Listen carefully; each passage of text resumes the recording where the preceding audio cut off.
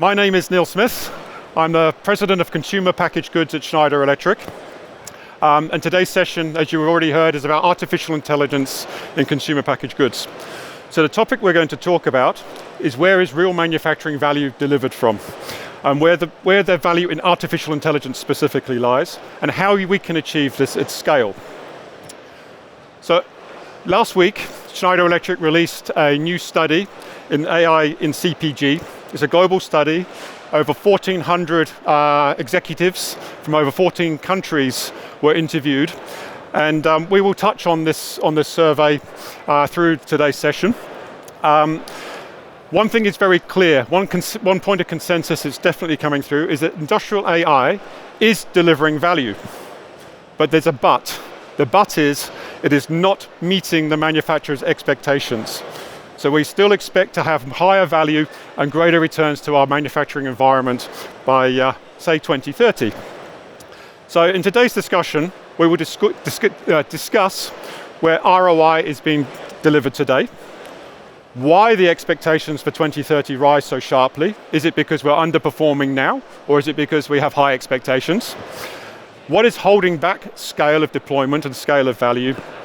And what it takes to build foundations at scale. Thank you. So hopefully we'll have time for questions at the end. We can ask the experts, meet them. And so talking of our experts, let's introduce our panelists. So Andre, if we could start with you, please. Yes, so I'm a representative for Marco, which is a project of the Linux Foundation. So my name is Andre Uhl, and I'm happy to present here the Edge interoperability standard for the future. And my name is Jason Nassar. I work for Dell Technologies and I lead the manufacturing and energy strategy. I've also worked for companies like GE, Siemens, and General Motors in the past. Hi, Michael Larner from ABI Research. I'm an analyst and covering digital transformation in the manufacturing context, smart energy, and also building automation. Thank you. Over to you, Neil. Thank you.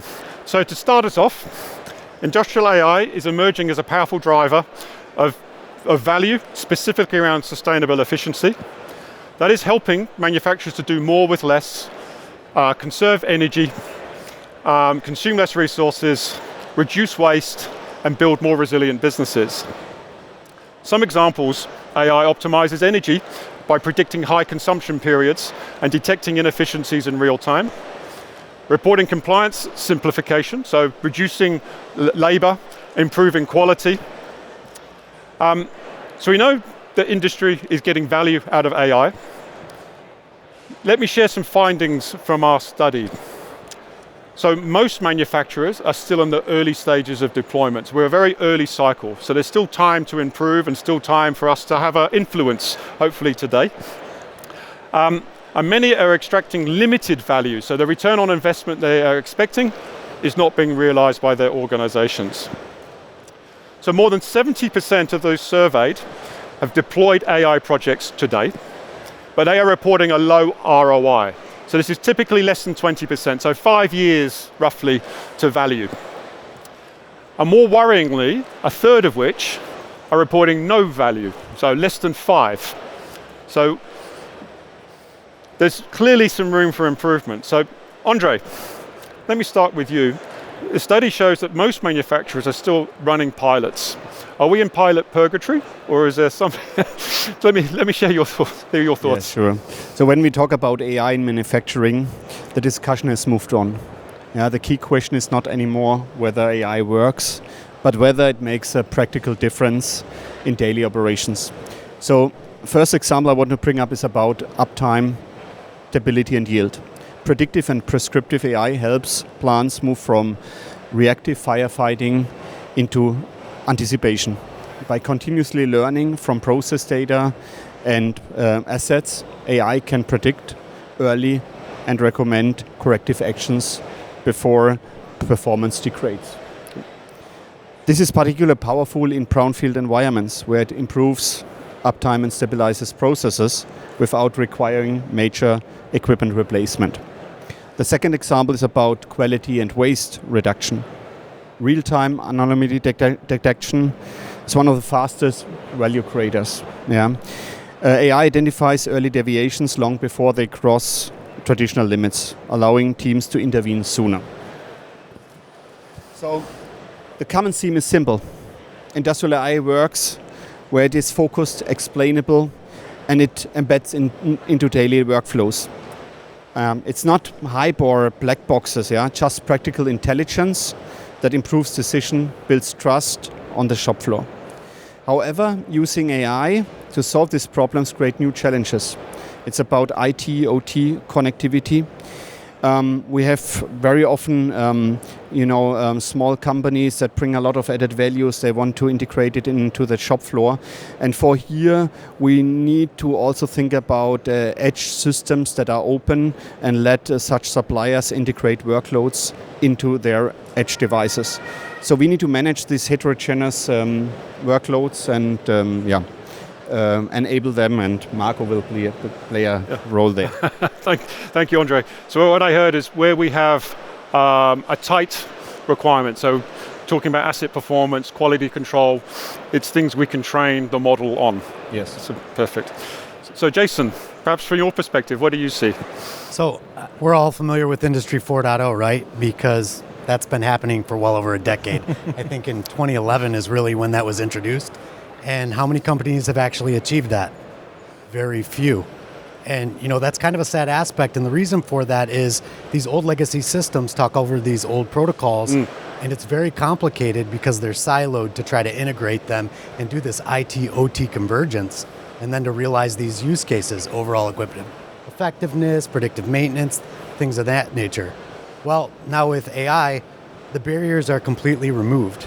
Agentic AI is now at a point where that's no longer an excuse. You can simply install an agent on these final endpoints and ask it, hey, I want you to connect all of these disparate systems, all these different controllers from all these different companies, and I want you to translate these protocols. Oh, and by the way, create this dashboard, replace this software that was created 20 years ago from somebody that's retired, and not only will it do it, it will probably do it within an hour, and you've completely removed that barrier.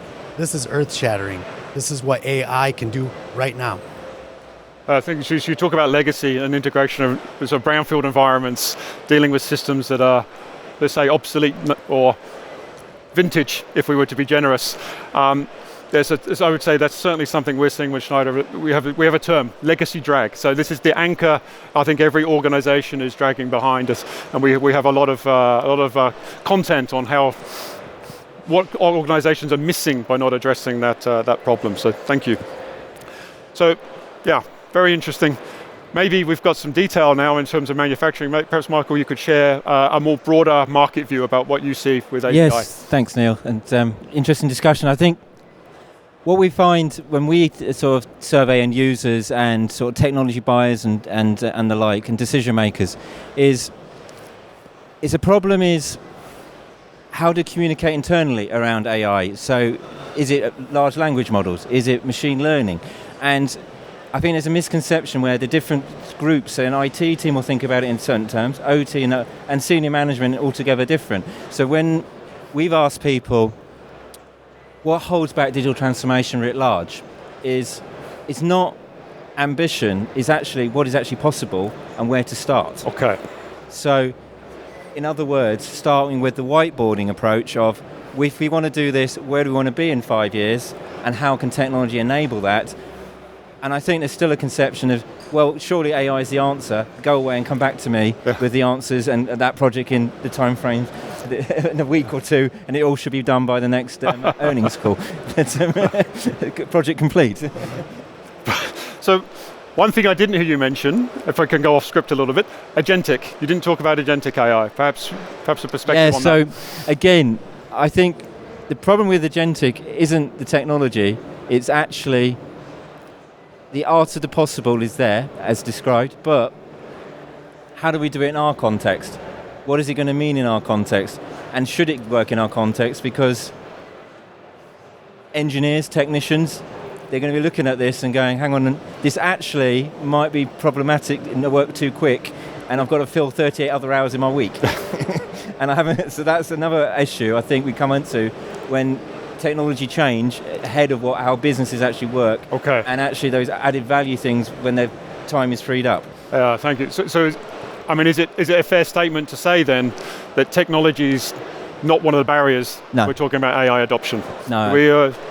Do we all agree with that? I think so, yes. Not anymore. Yeah. It's Okay. the implementation, and Perfect. really it's how it's a tool to apply to a problem, not the technology Yeah. in and of itself, I would argue. Yeah. And the wild thing is that these advancements have happened within the last 6 months. Yeah. That's how fast this is happening. Yeah. So it's about keeping up. How do you? So what is the? Okay, we'll come back to that point, I'm sure. So. From our survey, we also recognize that only 13% of consumer packaged goods manufacturers actually have AI deployed across their manufacturing environment. And we've already talked about most of these manufacturers are still in pilot phase. So, pilot purgatory, trying to extract value. But at the same time, we have very high expectations. So whether it be advisors, so the analysts advising our collective customers on what is possible, their boards are getting the same message, and they are driving the same expectation into their organizations. So they are expecting a very high return. They're expecting very high efficiencies that we would see in perhaps the most the most highest performing autonomous plant, or even World Economic Forum lighthouse type performance in terms of digital transformation.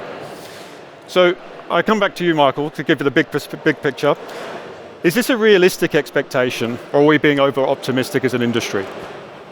I think it's about thinking about it almost like a pyramid, where you've got the tip of the spear manufacturers, all doing, the ones who are already on the journey towards lighthouse factories as described, but then the middle band improving, and then the bottom of the band getting started or also almost in denial in some cases. Yep. So I think it really depends on where they are in their sort of the transformation maturity before their starting point is. I think was the biggest message. So you see, and also because not just one factory, but also across the factory ecosystem.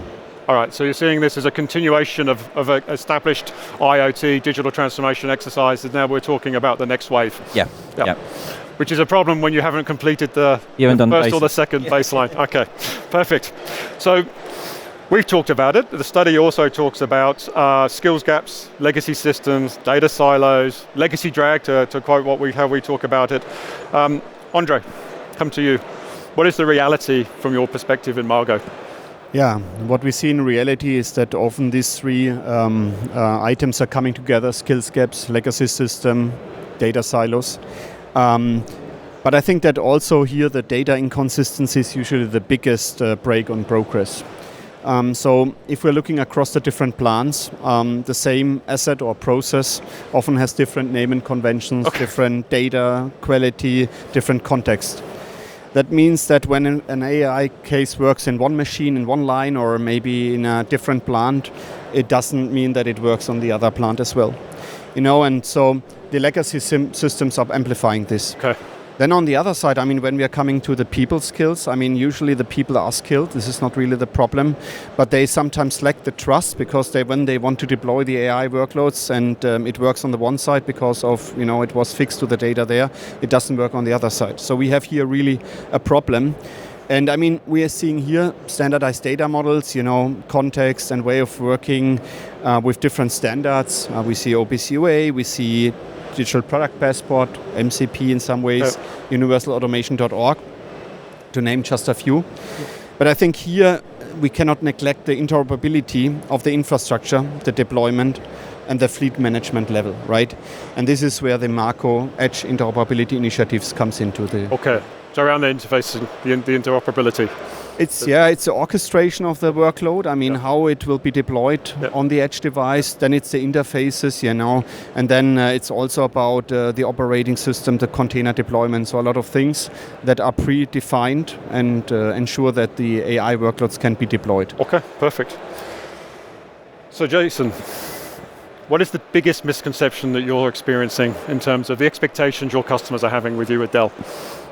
Yeah, so one of the biggest misconceptions that we're seeing at Dell Technologies is that everyone expects the return on investment from AI to be actually deploying the outcomes in the technology. Deploying just those agents, building a dashboard real quick for overall equipment effectiveness, digital twins. And there is return on investment from that. But really what we're finding is that the real return on investment is the ability to manage and orchestrate at scale software, applications, as well as operating systems and licenses. See, what customers have asked of us is, hey, can you install the software straight out of your factory so that as soon as we get a gateway, a server, or PC, can it be loaded with all of that software already, loaded with all of those AI agents so that they're ready to hit the ground running and everything is working? And so what they're essentially asking for is, can you provide us a user experience that's very similar to consumer electronics? We're all familiar with the streaming video devices that we have for watching TV, where it'll stream your Netflix, your Google, your Hulu. Simply by plugging it in, it knows your profiles automatically. So what our customers have basically been asking for is that same exact experience, and that's where that return on investment is. The ability to deploy all of your PCs, your servers, your gateways, plug them in, and have all of those workloads automatically deployed using AI. Okay, so plug and play, type plug and produce. This is the expectations your customers have. That's right. Is this something Margot could help with? Absolutely. I mean, at the end, vendor agnostic is also good, but I think here it's not sufficient anymore. So I mean, openness at the edge is critical, as you're saying it, right? But the definitions stay too loose somehow. So this is where an open edge standard is bringing value for the reference architectures, for the interfaces, for the consistent expectations around the operating system, and for the container runtime, data access, and security. So deploying AI at the edge is important. I mean, we see it also here that you have a certain requirement for determinism, latency, etc. So to pre-process data, for example, etc. And here the Marco standard is playing a role and will be a role. Yeah. I think that's an interesting, because you talk about latency, and I think this is one of the unique things about this manufacturing environment, what we would call operational technology, is we're not talking IT systems, we're not talking, these are mission critical, the response time, the responsiveness of a system, and that closing that loop from insight into action is very important. Especially when you're consumer-backed packaged goods, I mean, then at the end, sometimes it goes down to the millisecond area when you want to adjust a bit the process, and here determinism latency is key. Perfect. So we're already starting to get into the solutions. So what are the options we have here? So we talked a little bit about legacy drag, legacy systems, Jason. Now, if we have a fast and flexible approach to work with legacy systems and really start to exploit what is possible, why do so many manufacturers get stuck? For me, Sorry, Jason. So manufacturers, they tend to get stuck really in the pilot phase, is what happens. I mean, the pilots are successful.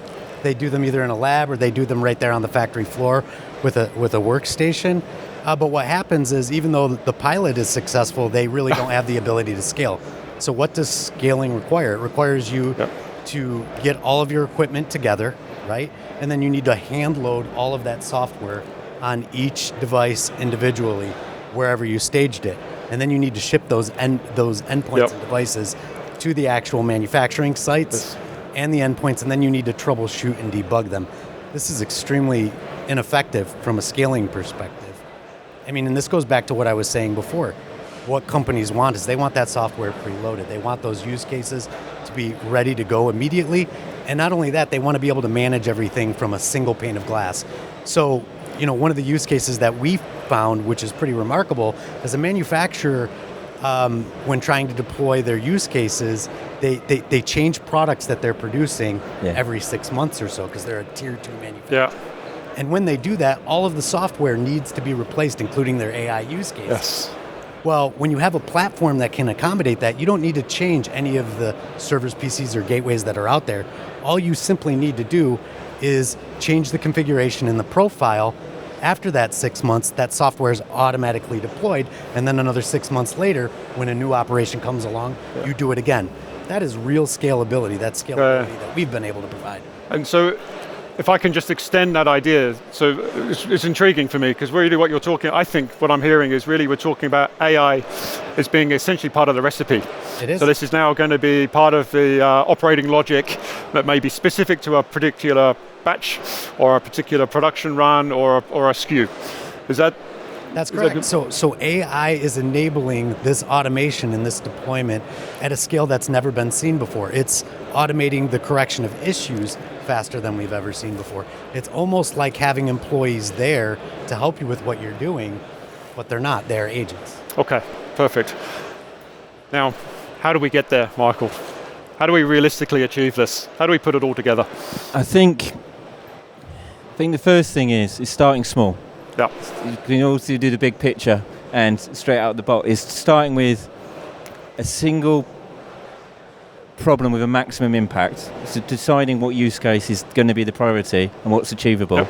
Before then, because what sometimes I think there's a misconception, again going back to what I talked about earlier, where we've done studies in the past where what do manufacturers look for in a vendor?